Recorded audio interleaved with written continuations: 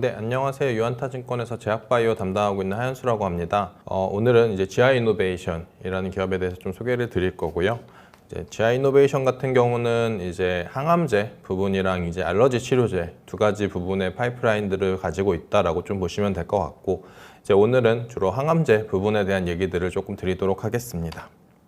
이제 뭐 키트루다로 대표되고 있는 이제 면역 항암제 시장 자체가 뭐 지속적으로 커지고 있고, 뭐 여기에 더해서 이제 세포 치료제의 대표적인 이제 카티 같은 경우도 이제 지속적인 성장과 앞으로의 성장들이 이어가고 있다라는 것들에 대해서는 뭐 계속 좀 확인이 되고 있다라고 좀 봐주시면 될 것 같고요. 근데 이제 면역 항암제들이 뭐 모든 암종에서 다 효과를 나타낸다거나 아니면 모든 환자들에서 효과를 나타내지 못하고 있는 가장 큰 이유는 이제 보시는 것처럼 이제 면역 항암제가 잘 듣는 핫튜머 같은 경우는 이제 뭐 충분한 뭐 NK 세포라던가 아니면은 세포 접촉을 살해하는 뭐 T세포인 뭐 CD8 양성 포지티브 T셀 같은 경우가 이제 좀 다수가 종양 조직에 존재하는 반면에 면역 항암제 반응이 거의 하지 않는 이제 콜드 튜머 같은 경우에는 이들 세포들이 사실상 거의 조직 내에 존재하고 있지 않다라는 것들이고, 뭐 여기에 더해서 이제 면역 세포 수 자체가 이제 결국은 면역 항암제들이라고 하는 면역관문 억제제가 면역 세포에 이제 활성을 유지를 시켜주면서 면역세포의 항종의 효과들을 이어갈 수 있게 해준다라는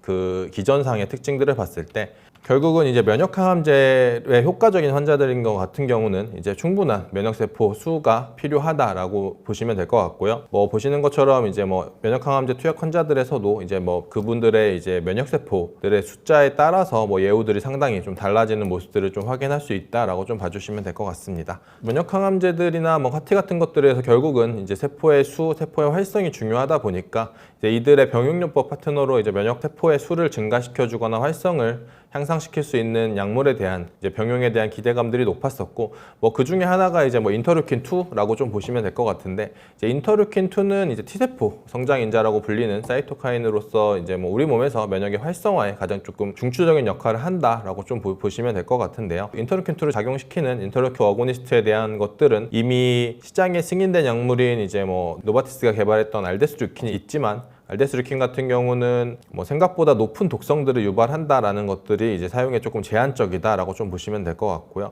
그 이유는 이제 인터루킨 2가 결합하는 수용체가 크게 뭐 보시는 것처럼 한 3가지 정도가 있는데, 이제 이 중에 결합이 가장 강하다는 이제 인터루킨 2 수용체 알파, 베타, 감마 수용체 같은 경우는 이제 뭐 결합이 가장 강한 반면에 뭐 이들 수용체 같은 경우는 보시는 것처럼 이제 조절 T세포에도 좀 발현이 되는 경향들이 있고, 조절 T세포의 증식을 유도를 할 경우에는 오히려 면역을 좀 낮추는 문제들을 가지고 있다. 뭐 반면 이제 활성화 T세포라고 할 수 있는 뭐 CD8 T세포 같은 경우를 결합할 경우에는 이제 면역을 증강시키는 약간 이중적인 작용들을 가지고 있고, 이러다 보니까 인터루킨 2 어고니스트 같은 경우는 어떤 경우에는 항암제로 개발을 하고 있지만 대부분은 뭐 일부 경우에서는 자가면역 질환에 조절 T세포를 증식시키는 방법으로 자가면역 질환에 대한 치료법으로도 좀 인터루킨 2는 관심을 받고 있다라고 좀 보시면 될 것 같습니다. 인터루킨 2가 개발이 어려운 이유 중에 하나는 또 다른 이유는 반감기적인 문제가 있는데, 뭐 알데스루킨 같은 경우가 이제 반감기가 짧은 문제가 있고, 그럼 이제 반감기가 짧은 의약품들 같은 경우는 반감기를 길게 하던가 아니면 투약하는 약물의 양을 증가시켜서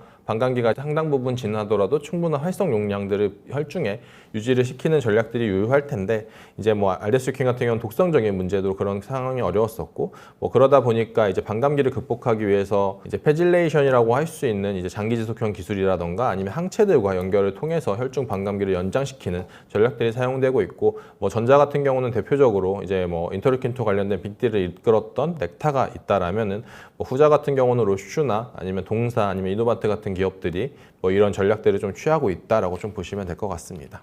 이제 동사 같은 경우는 이제 CD80이라고 하는 단백질과 인터루킨 2의 약간 변이체들의 약간 이중 융합 단백질을 통한 사용을 하고 있는데, 뭐 이 동사의 파이프라인인 GI101이라던가 GI102 같은 경우는 모두 각각 이제 단독요법에서 효과를 확인했다라는 것들이고, 뭐 이번에 아스코에서 공개된 GI102의 데이터 같은 경우는 한 34명 환자 중에 한 15% 정도가 되는 5명 환자들에서 이제 부분 반응들을 나타냈고, 이들 환자들 같은 경우는 대부분이 이제 3가지 이상의 선행 치료를 받았으면 또 상당 부분 환자들이 면역관문 억제제들에 대한 경험들을 가지고 있다라는 것들은 결국 면역관문 억제제가 반응하지 않던가 재발한 환자들에서 동사 약물들이 좀 효과를 기대할 수 있다라는 것들을 좀 확인할 수 있다라고 좀 보시면 될 것 같고요. 인터루킨2는 이제 면역관문 억제제가 사실 병용요법이 가장 좀 기대가 높고, 이거 같은 경우는 이제 22년에 넥타의 인터루킨2 억제제인 벤페그 알데루킨을 이제 BMS가 비싼 값에 사가면서 이제 기대를 모았지만 결국은 병용요법에서 실패를 했었었는데,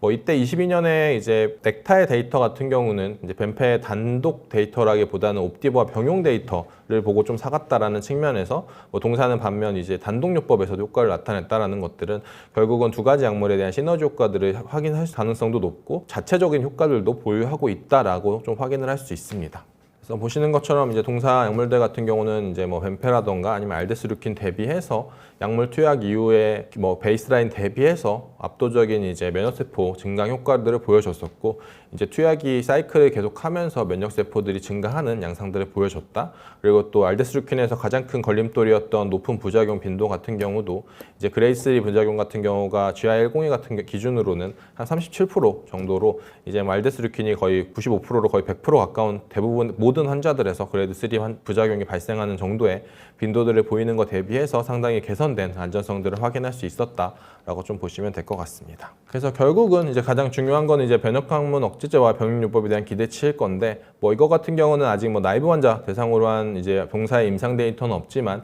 이제 뭐 지난해 에스모에서 공개됐던 이제 이노벤트라고 하는 중국 회사의 데이터들을 통해서 어느 정도 좀 기대를 가져갈 수 있을 것 같은데, 이제 이노벤트 같은 경우는 IBI363이라고 해서 뭐 한쪽은 이제 면역관문 억제제의 대표적인 타겟인 PD-1 항체들을 가지고 있고, 한쪽은 인터루킨 어고니스트로 결합된 이중융합 단백질 이중항체 같은 개념이라고 보시면 될 것 같은데, 뭐 IBI363 같은 경우는 동물 실험에서도 단독 PD-1 항체 대비해서 우수한 효과들을 확인을 했었고, 여기에 더해서 뭐 이제 뭐 경쟁 약물들과 비교라던가 아니면은 나이브 환자 대상으로의 데이터들을 봤을 때 충분히 우수한 경쟁 데이터들을 가지고 있다라는 측면은, 뭐 동사 같은 경우는 여기에 더해서 CD80 단백질을 통해서 CTLA4 억제 효과까지 가지고 있다라는 것들은 결국 PD-1이라던가 PD-L1 항체랑과의 병용요법에서 충분한 뭐 시너지 효과들을 기대할 수 있겠다라고 보고 있고, 뭐 이거 같은 경우는 향후에 동사의 이제 뭐 이런 기업들이나 이런 파이프라인들과의 뭐 병용요법뿐만 아니라 기술 이전에 대한 기대들도 가져갈 수 있겠다라고 좀 생각을 하고 있습니다.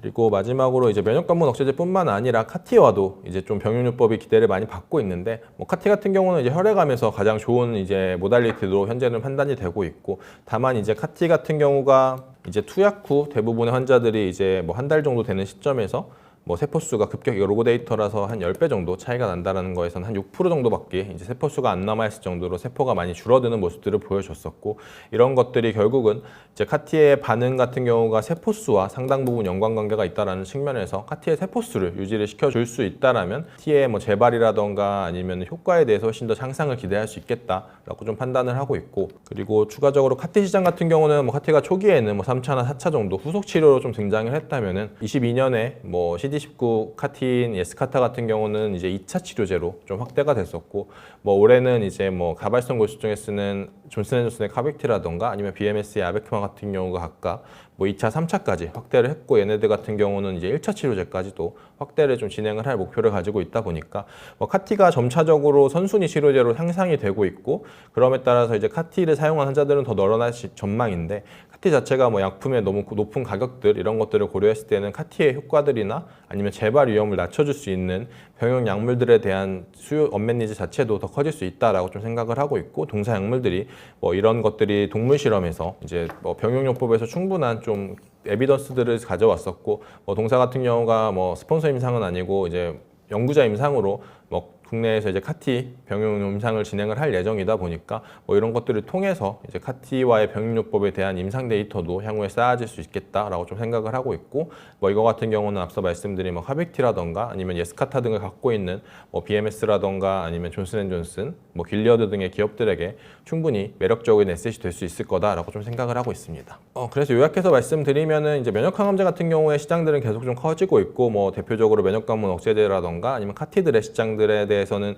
현재도 거대한 시장을 형성하고 있을 뿐만 아니라 앞으로도 좀 더 시장의 확대에 대한 기대치들을 가지고 있는데 이들 같은 경우는 대표적으로 면역세포의 수가 중요한 약물이다라는 측면에서 인터루킨2에 대한 가치들은 더 높아질 수 있겠다라고 좀 생각을 하고 있고 동사의 인터루킨2 같은 경우는 이제 CD80 단백질을 통해서 표적화를 통해서 독성들도 관리가 됐었고 단독요법에서 효과를 냈다라는 것들은 약물 자체적인 효과도 보유하고 있다라는 것들을 판단할 수 있겠다라고 생각을 하고 있어서 향후에 이제 병용 임상 데이터들이 쌓아지면서 에셋의 가치들은 더 높아지겠다. 그에 따라서 동사 기업 가치들도 향상을 기대할 수 있겠다라고 좀 생각을 하고 있습니다. 네, 감사합니다.